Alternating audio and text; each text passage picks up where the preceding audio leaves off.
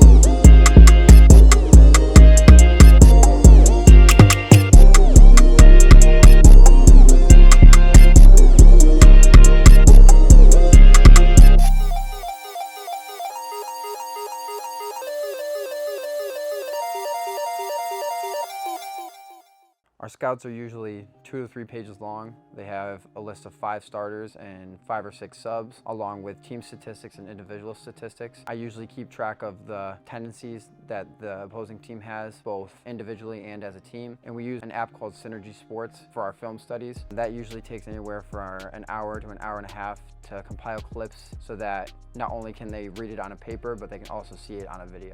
Box her out, she's strong up as a rebounder. She tends to fake a lot of posts her first shot, but not be the one that she goes up with. So what it typically looks like for me to recruit is I would go to a bunch of different high school games in any given week, talk to a bunch of different players, even if it's not the player I'm there to see. Just being able to scout talent for Judson is really an honor, and it's really something I like doing. It's a lot of driving, it's a lot of traveling. It's more traveling than probably watching the games themselves.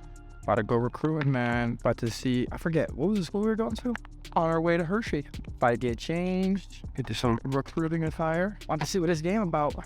Do you have a recruitment speech? Not really. That's kind of free ball. It all depends on how she plays. Like, she plays like a guard, I can talk about guard stuff. She plays like a post, talk about post stuff. Talk about what she wants to do for a major, what she's looking for in a school.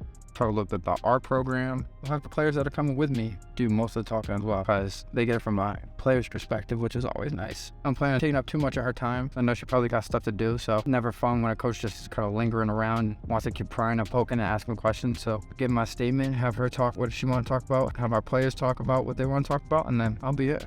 People to kind of take for granted is just coaches just showing up to your games. It takes a lot for them to get there, and it's kind of on their own time. I would definitely say appreciate any coach that goes to your game, because they took the time out of their day, travel to wherever you are, which is probably not local, to go see you play. I know that's something that the girls that I've recruited have been very appreciative of, is that just making the drive and making the effort and just showing that you actually care about their future and want to see them succeed, not only on the basketball court, but also in the classroom or whatever else it may be. Game day usually looks like me getting into the gym about an hour early to make sure all of our girls are rebounded for, or if they need anything pregame. And then if any other strategic things or house cleaning items need to be completed before the game, I usually get those done too.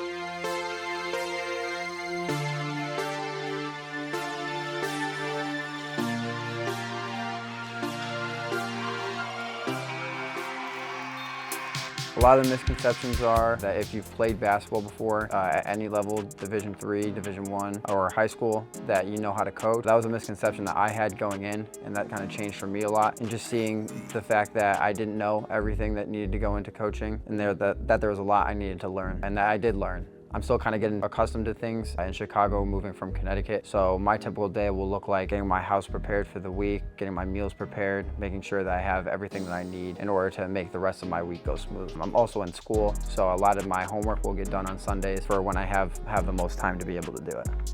I think my most favorite part of the job is just still being able to stay in the game of basketball. When I graduated, I thought my days in the basketball world were kind of numbered. I knew I was going to play in men's leagues and stuff like that with my friends, but I didn't know that I would be so involved with basketball how I am today. Being able to stay in the game that I've loved for however many years I've been playing is something that I definitely don't take for granted.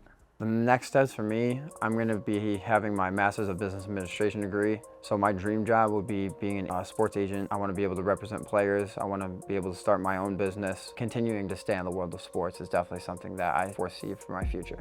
A coach has to put in a lot of work to make sure that there can just be a team on the floor. And there's a lot of things that people take for granted when it comes to being able to just put a basketball team out for a school like Judson. It's not the easiest thing in the world all the time. And there's a lot of time where fatigue and stuff like that comes in. I knew as a player that fatigue was a thing, but coaching fatigue is also definitely very real. I think what makes a good coach is being able to connect with your players on a more deeper and a more personal level than just being a face on a basketball court. And I think that's where I found a lot of my success this year, especially being new, is being able to connect with our players on a deeper level and just really getting into their personal lives, because they'll trust you if you listen to them and not just tell them what to do all the time. They're trying to tell you something without physically saying it. And if you don't know their mannerisms or their personality, you may not be able to see it and you may miss a lot of stuff. So I think a life lesson would be to kind of just plan your life out. Even though I've liked some of the spontaneous things that have happened so far, I wish there was other parts that I kind of planned out and did more research on before I moved out. I would have a better idea of kind of where I was moving to. I think one of the things that I think people don't really understand either is that every coach is trying their best. Whether the product that they put on the floor isn't great, no coach is ever out to do any team any harm. And I think that's what a lot of people take for granted, is that, oh, the coach is doing a bad job. That may be part of it, but no coach is ever doing a bad job on purpose. So I think coaches get a lot of bad rap and a lot of the blame, which sometimes is rightfully so. But I think that what people don't understand is that coach has to go through a lot in any given season. They have their own personal lives too.